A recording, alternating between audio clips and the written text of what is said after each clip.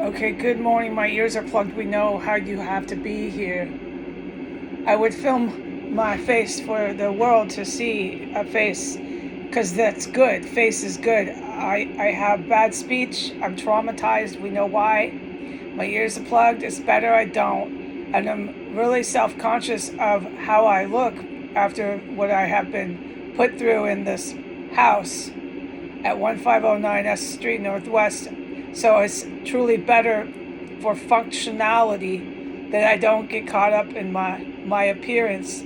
I just report, okay? So just to state that in the introduction here, my ears are plugged. Nothing has changed with the city.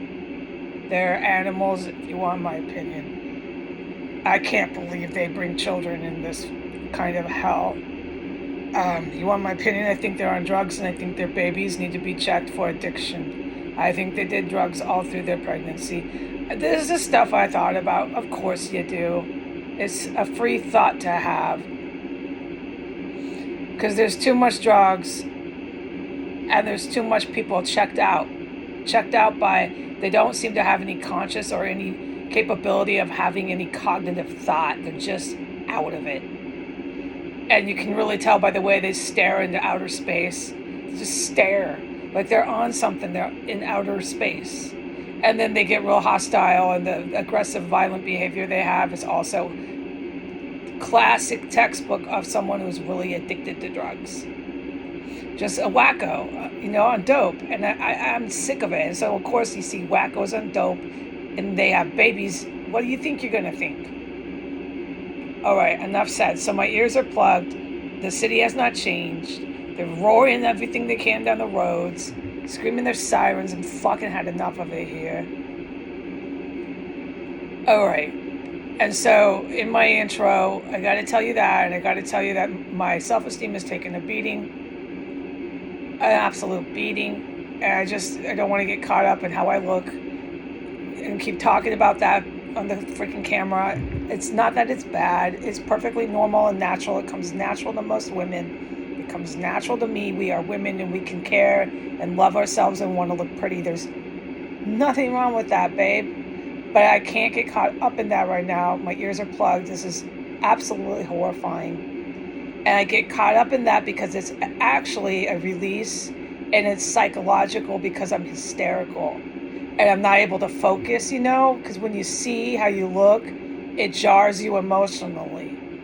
And then you become mildly hysterical, and you become frazzled, and you can't really focus because you can't believe how you look. You can't believe what's happening, and you get really upset, okay? It's emotional. So just keep that visual away from me. It's the best thing I can do. Don't look at yourself how upsetting this is, what they fucking did to you in this house, man. And they're still doing it, and they still just cruising down the road. Everybody's just fine with what they do here. I'm telling you, this town is A-okay with cannibalism. If that's what it takes to put Putin in power, they're A-okay with the most heinous violence. Heinous violence I witness in here every day. They have people now coming in to do the same thing the male in the basement and the female did. I'm sure of it. That's what they're doing in here. Oh, that's clear what they're doing, and I'm filming it just like I always did. Everything's the same. You know what I mean? I don't want to list all the things I mean. I can't go through this anymore. Nothing has changed, except the only thing that's more criminal, if you want my opinion, is they're coming in and they're walking out, and nobody's apprehending them anywhere. Anywhere? It can't be possible. And, I do have to say to myself, Heidi, you don't know what goes on out there. But there's clearly a couple individuals that are not being questioned or apprehended, and they keep returning to this most violent federal felony crime scene, which is a terrorist cell. This is huge. Now it's international. They got international folks involved in this when you get into terrorists who are from foreign countries, which are all based here. This is really serious. That's what I mean by this is bigger than just Heidi. And I know that. I'm not putting myself down. I've never put myself down because I'm a woman or that I'm just Heidi. I'm just trying to say, dude, this is not just Heidi here. This is different countries involved and so many people. And they have families, they have moms, they have kids. This is not just me, man. I want everybody to be safe, but these folks have to stop coming to my door. They're not folks, just bear with me with the words that pop in my head. These are premeditated killers. There's nothing they have planned to do when they come to my door that's nice. It's to really cause harm, and it's to protect themselves. It's protect themselves from arrest and prosecution. So for me to say that nobody's getting apprehended and questioned and facing consequences for outright obvious terrorism can't be possible, because they're desperately trying to get me out of the house. So that isn't logical, I know, but I'm really upset. And when you're upset, you don't think straight. You're just so scared. I have had police and fire at my door every day since that man died. And I am clear to say that I have not seen or heard him since that videotape, okay? When they had potpourri here, it wasn't lemon fresh, but they always have an air freshener. I've reported this, the world knows it. And the place was reeking of decomposing bodies, okay? That was the last time me and the world ever saw him again, his whereabouts that I can testify to a judge.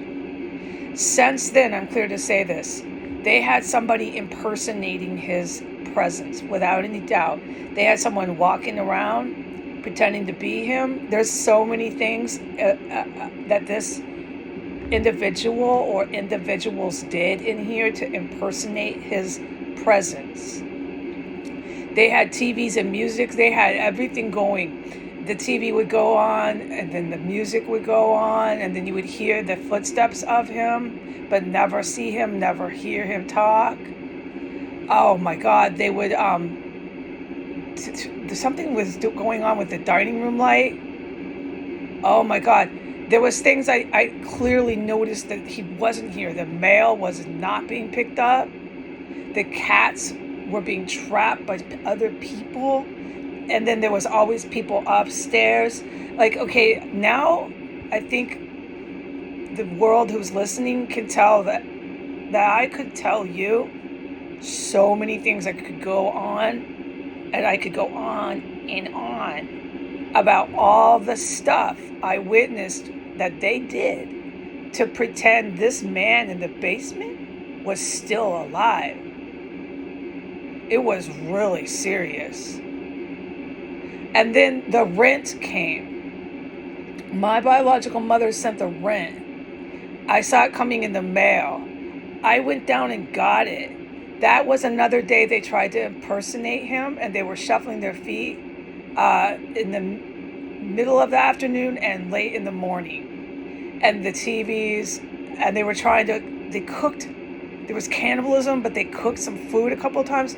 There was people fully living down there and pretending to be him. They were really making efforts. So as I just said, that I could go on and on and on with so many things they did. I'm not listing it all right now.